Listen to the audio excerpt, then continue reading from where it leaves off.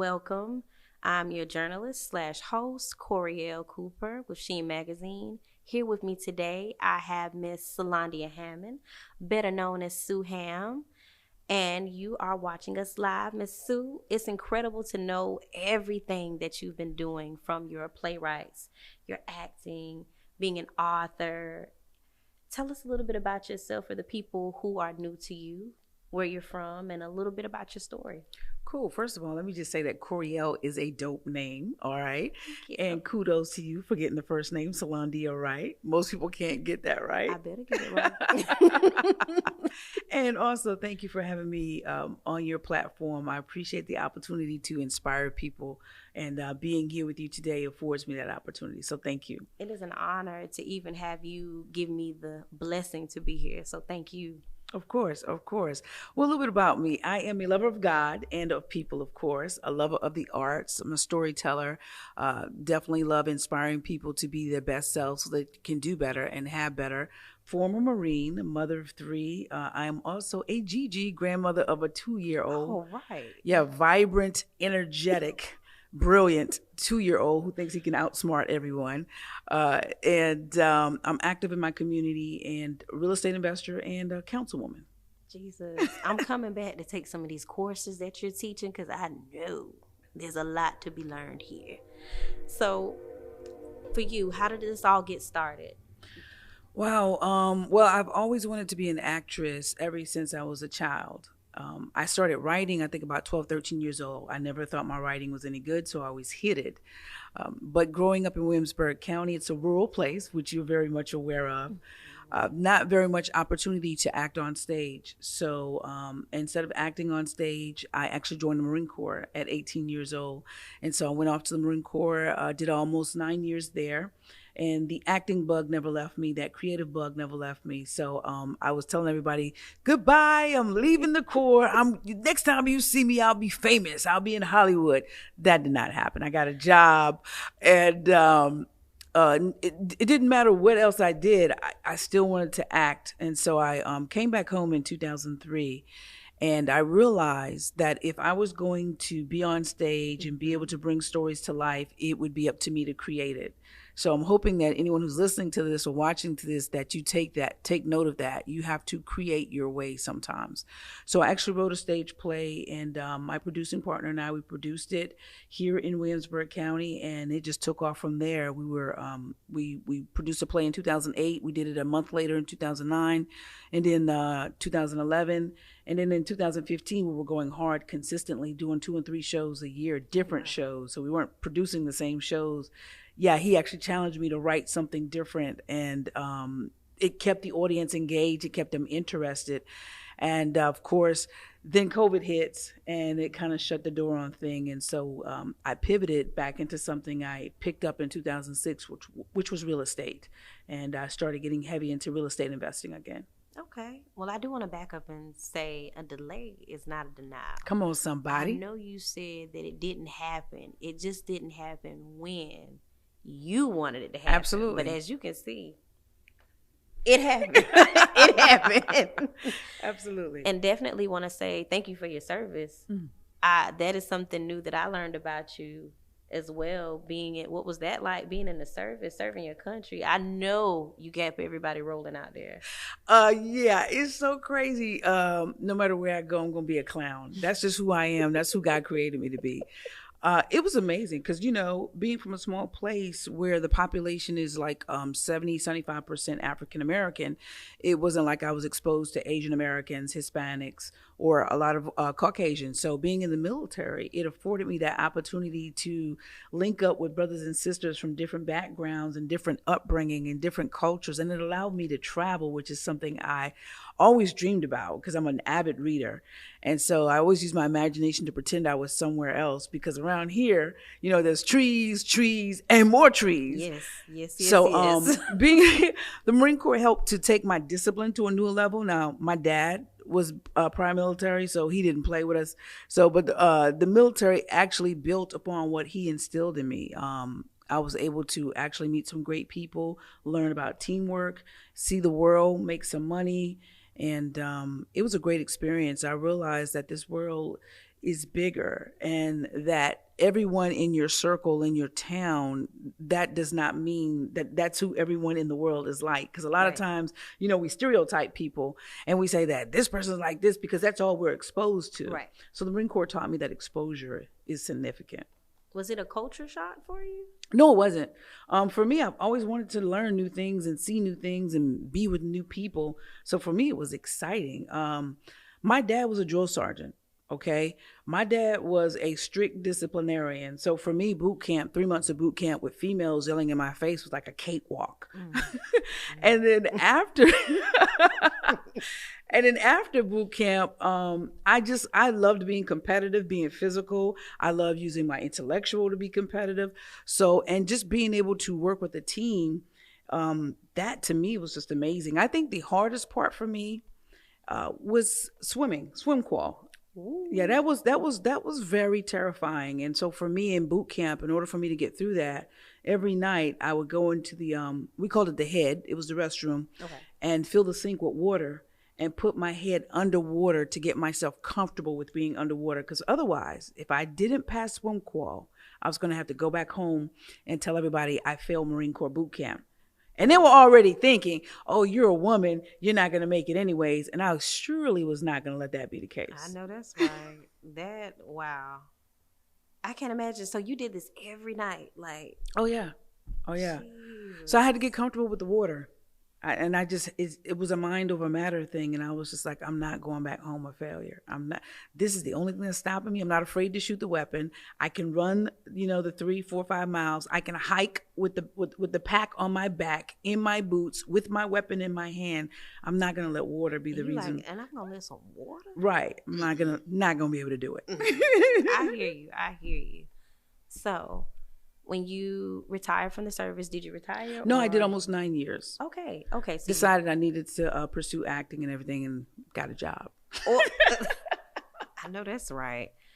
Taking another step back, were you here in King Street? Like you said, it's predominantly African American, and I know there were some amazing teachers as well. Did you have people who fed into your creativity here to help that inner being that wanted to just jump out into acting? What was there a feeding of that? At the time of growing up, no.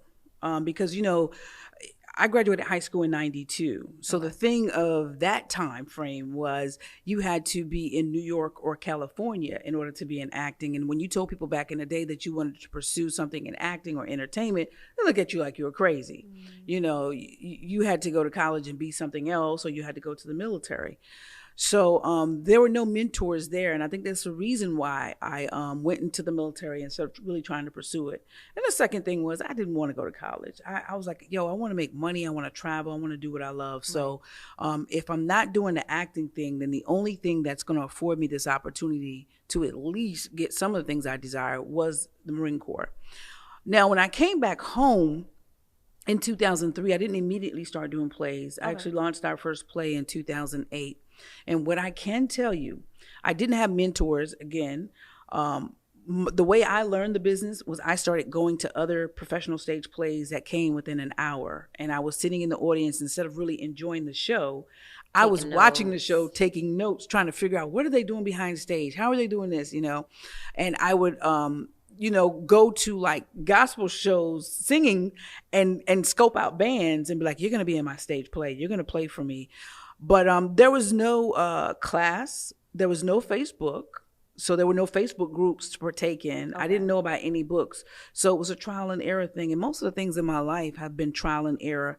But now that we have social media and we have all these courses and we have all these people readily available, people don't have to do a lot of trial and error. There are mentors. So in the beginning, no mentors. However, I will say that my community rallied behind me. They saw what we were trying to do. They supported us. They sponsored us. They encouraged us. They donated time. They donated money. And we were able to make some amazing things happen. And I got to say this. I'm so excited because the majority of our shows or with people from the immediate area. Our set designer, Ronnie Cobb, from King Street, South Carolina. You look at his set design, I mean, he's unmatched. Our actors from Williamsburg County, and you can see all that on our website. If I go in and start naming all our actors, we'll be here all day.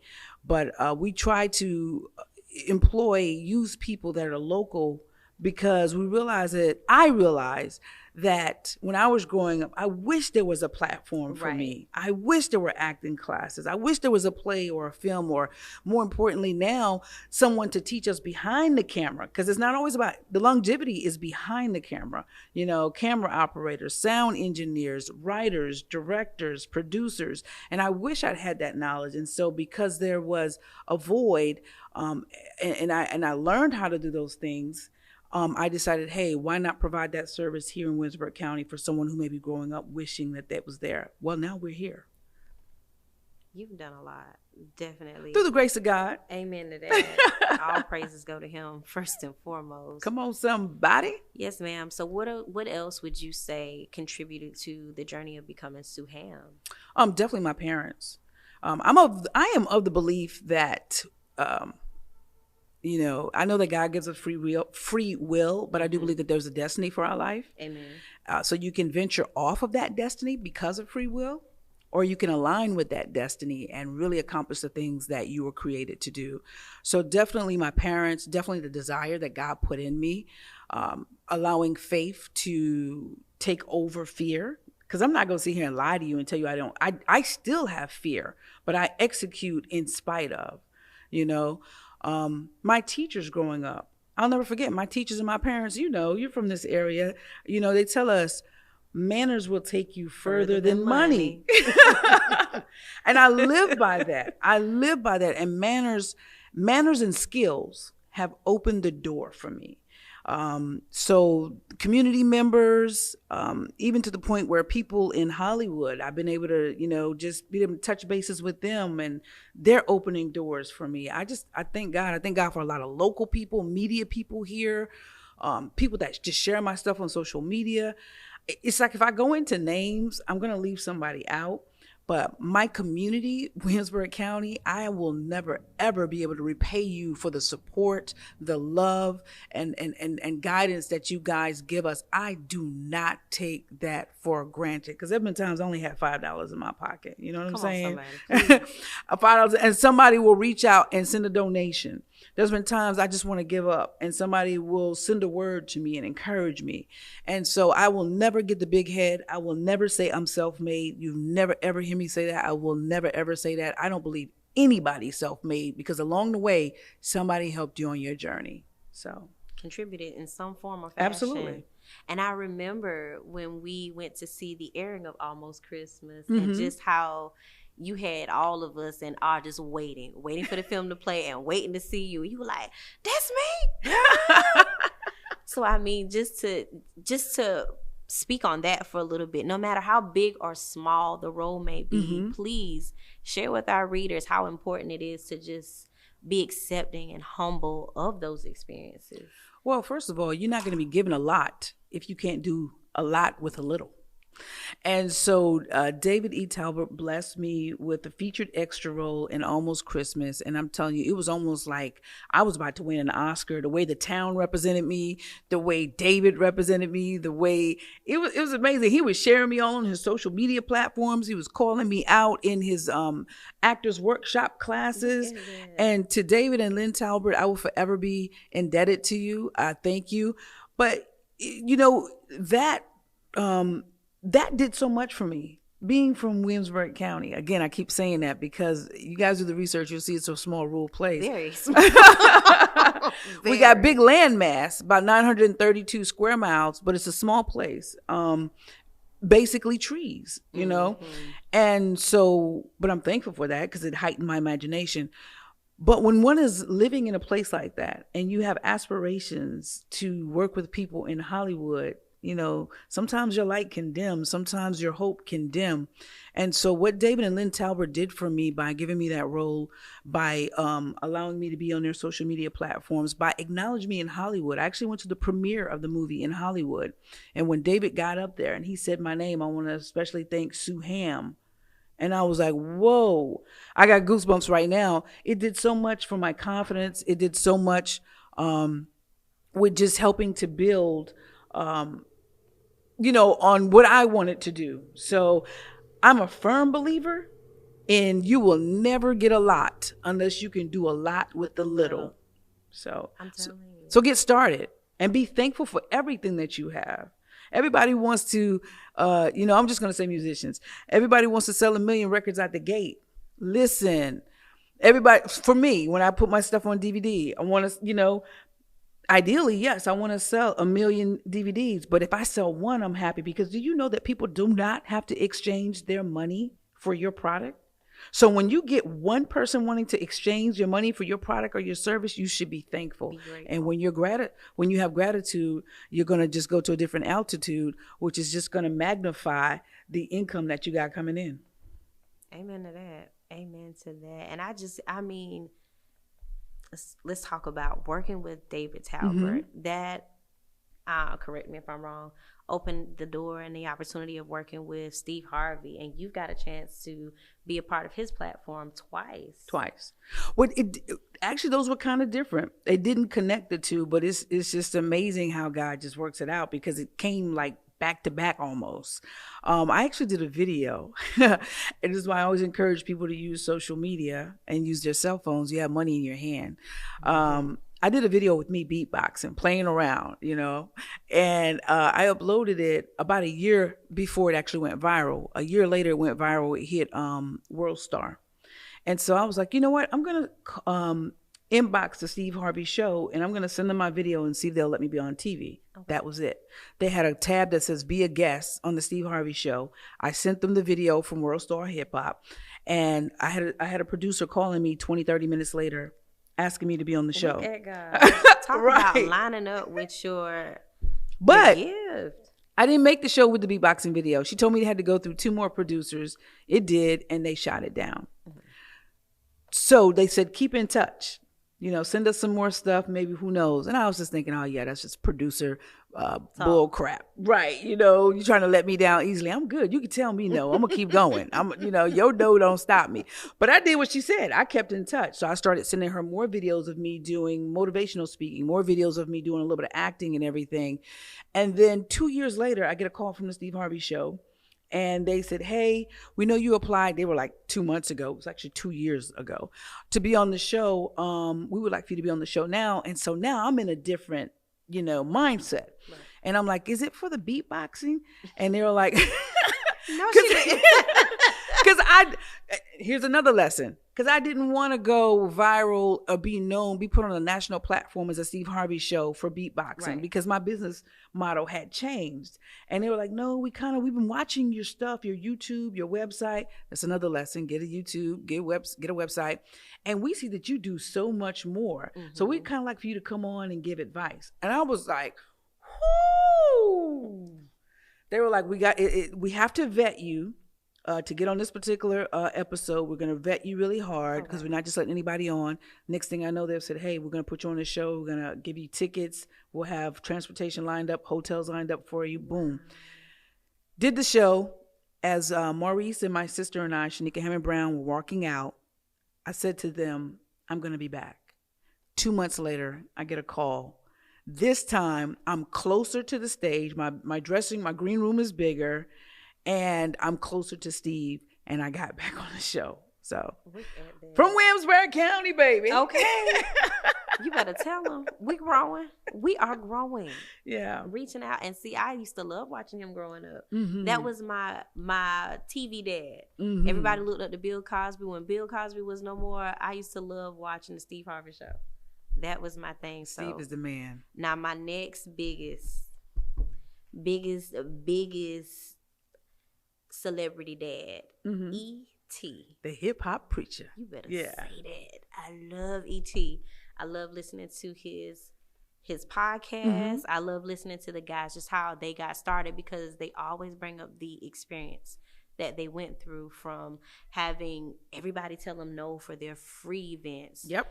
The schools not wanting them to come in and talk about what they wanted to teach the kids. Yep. And I just love to see how excited he gets when he speaks. It sounds aggressive but it's love. And I guess because I grew up in an environment where people spoke that way. Right. So what was that like working with or interviewing E.T.? Yeah, that was in 2012. I think that was before E.T. was E.T. like people knew him. Mm-hmm. At that time, his video had taken off and went viral with How Bad Do You Want It? Do you want it as bad as you want to breathe?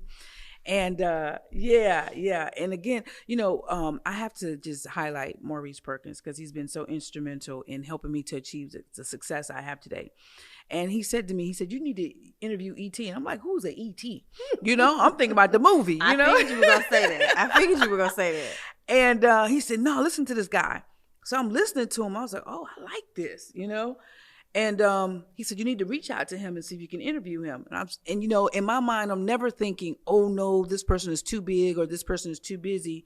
I never shoot myself down. I said, okay. Now, that's a blessing. And we need to take that, Jim. Yeah, because we talk ourselves out of blessings. We talk ourselves out of our promotions, opportunities, out of income. Go do it. So I, once again, went to social media, inboxed him, and they obliged me. And I interviewed E.T. the hip hop preacher in 2012. At the time, I had a radio show on 105.1, and I was able to interview him. And then later, I think it was like in 2017 or 18, I actually met him in person at one of his events. So that was amazing for me. I think I'd cry if I met E.T. Like, he's one of the, whenever I think of E.T., and I hope it doesn't sound creepy or weird to say this, but I think of, if this were my dad growing up, I can't imagine where I would be, like, constantly giving you that consistent, tough love. Yeah, absolutely. So, yes, definitely. I mean, you've done so much. You've gone so far, like you said, to be from Williamsburg County. Yeah. Well, we talked before the interview, and we were just saying how people will use excuses as to why they can't accomplish things. Mm-hmm. Listen, I was never put in bondage. I've never been raped. I've never been beaten. I've never been sold. I've never been kidnapped. So I've never been homeless. So if I've never endured any of these things, what excuses can I use? Because I know plenty of people that have endured these things and they are highly successful. So I think we need to stop. I think we need to stop excusing ourselves from success. You know what I'm saying? We can always say, oh, whoa, it's me. And I'm not saying that you don't have it bad. Right. Trust me, because I've had it bad. I've had it to where the light's been turned off, the water's been turned off, where I've been foreclosed upon, where I've been repoed. I've had that. I've had the trials and tribulations with my children. I've had that. But at the end of the day, we have to make a decision, a conscious and a subconscious decision that we are going to just persevere through it in order to accomplish that goal that we have. I agree with you there 100%. I know, just to take a moment and say that I can definitely relate. I lost my first corporate job in 2017, and I was distraught. I had given that job 110% of myself. I literally cried. I went through every emotion there was. And God spoke to me one night, just sitting, and he was like, look at what you've done. Mm-hmm. And I used to keep my scorecards from work because, when you're working corporate, they grade you on different things, what you're doing. And I literally watched how I made this bank $100,000 before my 1 year mark with them. I had gotten a promotion before my 1 year mark, but the department I was promoted to was like crabs in a barrel.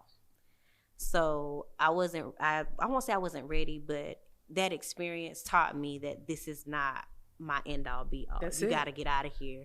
You're out of here for a reason. And I'm like, well, if I can do this for a corporation where I've had absolutely no experience in what I was doing, they had to train me and teach me, surely I can go out here and make a stand on what I love to do, what I have knowledge and experience very little in, but more than what I had in this company. I can do this for myself.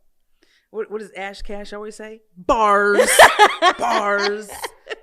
You listen, I love Ash. Shout out to Ash Cash. Yes, we love you, Ash Cash. Yes, Earn Your Leisure. All of these platforms out here who teach us the way. They bring on people to teach you how to do these things. If they don't know how to do it, they bring people to teach you how to do it. So definitely in agreement with what you're saying. There's no excuse to it. Steve Harvey has definitely been a big motivation to me. Whenever I feel down, it's always a blessing to see a video or something come by of him. And he talked about when he was doing comedy, how he was living out of his car. Absolutely. One of his episodes that I saw, or one of the pieces that I saw of him, was where he spoke on an opportunity that came. He got a call to go do a comedy show. He didn't have any money. Yep. I think it was like $150 they were going to pay him to do something if he could get there. And he was like, well, God, how am I going to get there? He checks his voicemail. Mm-hmm. There's another call there that's like, hey, Steve, we have this opportunity. We want to pay you this. And he's like, things were just lining up for him. So you're praying for something else when God already has this available to you. And all you got to do is push through. If you can get to it, he'll get you through it. Yeah, there's life in movement. I mean, when you have surgery, the first thing they tell you to do is walk, circulation, movement. Yes. So, I mean, there's a time to be still, but there's also a great time to move. And I think that's the problem with a lot of us, is that we expect things to just drop in our laps. And the thing that's dropping into your lap is the idea. Now you got to execute, which means move your body. Steve says, write the vision, make it plain. And the Bible tells us that write the vision and make it plain. Mm-hmm. So, wow. So this has definitely been, I feel at home. I'm going to tell you that now. Well, good. If anybody gets the opportunity to meet Miss Suham, nothing but love. Her environment is nothing but love. You got to come out, check her out here in Williamsburg County. I'm sure. Do you still do plays? Yes, we do. You know, in the midst of COVID, we're kind of shut down right now, but we're praying that we can do a show the end of this year. If not the end of this year, then the beginning of 2023. But stage plays are it's my heart. We do have a short film coming out that we're working on, King Street, but telling how Dr. King actually came to King Street, South Carolina in 1966. I heard that story. Right. But didn't teach us that growing up. But he was here in King Street in 1966, spoke to 5,000 people. So we're going to do a film highlighting that and just showing how important Williamsburg County is, that he took the time to come here. Please, definitely. Yeah. I can't wait for you to post this so that I can come back home. Yeah. I want to see this. We'll definitely be doing some showings. So we want to go out to the schools, show all the schools. We want to do a premiere, everything. So now, piggybacking off of schooling, your anti-bully rally. Mm-hmm. Let's talk about what's that doing and how that came about for you. I actually went to a rally and at the junior high school here, and I saw the rally and I was like, man, that's amazing. I love how they did it. But I wanted to put kind of like my spin on it. And then even before seeing the rally, I was just watching on social media how it just seemed like every other week some child was taking their life over, and the one that really got me was when this child went to class to learn, but other kids put on the child's desk, we wish you would kill yourself. And when I saw that, I was like, oh my God. And then the child was hanging, from his room when the parents got home. And that just did something to me. So and then going to see the anti-bullying rally at the school, it just made me say, hey, I'm a writer. And I realized that people learn a lot through the arts. So I wanted to merge the two and put music in it to capture the young audience. And so we started the Suham anti-bullying rallies, where we incorporated music, acting, and speakers. Because one thing I do know, kids don't want people talking at them. No. And one of the things I learned through our rallies is that when we did the actual skits, the kids really received it, because now they could see themselves, or they could see one of their friends who were bullied, and it impacts them in a different way. It's the same as us watching a movie, right? Yes. And we're seeing ourselves on the screen, or a TV show. We're seeing ourselves on the screen. You're like, I can identify with that. Oh my God, I didn't know it was like that. I didn't know I looked like that, or I made that person feel like that. And so, that was the reason why we did it, and that's the reason of how we do it, is to impact kids more. And it was very successful. And of course, once again, COVID shut things down. But we're looking to launch that again because bullying is still going on, not just with kids, but also with adults. You can say that again. And our anti-bullying rally also led to our stage play, Beautiful Minds, which is a play about anti-bullying, self-love, acceptance, forgiveness. And it's amazing how we had a lot of adults coming to us after that particular play, telling us how that play impacted them and reminded them of how they were being bullied in adulthood as well as childhood. That's a mouthful. It is, because, I'm just like, wow. And initially I was like, how do you get bullied as an adult until someone tried to bully me? And then they realized quickly I'm not the one. I smile, I'm lovable, I laugh, I do all of this, but what you won't do is push me over. And if I see you trying to push somebody else over, I will stand up and be an advocate for them. That's just who I am. That's who I've always been. And that's the way it's supposed to be. Mm-hmm. And what I've learned just from working with the school, because I work with the school district, and also being in college, Mm-hmm. I have a minor in psychology. So in studying psychology and sociology, Mm-hmm. you learn that when you take certain positions, you become an advocate. Mm-hmm. You are a mandated reporter. Mm-hmm. And a lot of people, they take on positions and roles and do not know that this is required in what they do. It comes with the territory. Yes, you become what's called a mandated reporter, meaning that you have to report when certain things happen. So I mean, it's wow, amazing just to hear you say that, hey, I see this happening out there. I'm taking my platform and what I do to also be a voice for the youth of the community, because people say that the children are our future and the youth are our future, but they really don't understand what they're saying and what that really means. This is tomorrow's leadership. Right. I think there are 7 pillars of influence, and the arts, entertainment, business, media, politics, they're all a part of that pillar. Mm-hmm. So if we can get positive, great people that are reflecting positive, great things, we can change this world. Mm-hmm. So if we can get the media to show more positive things, right? Then people won't try to do negative things to go viral. They'll do positive things to go viral, because more people are in tune in that.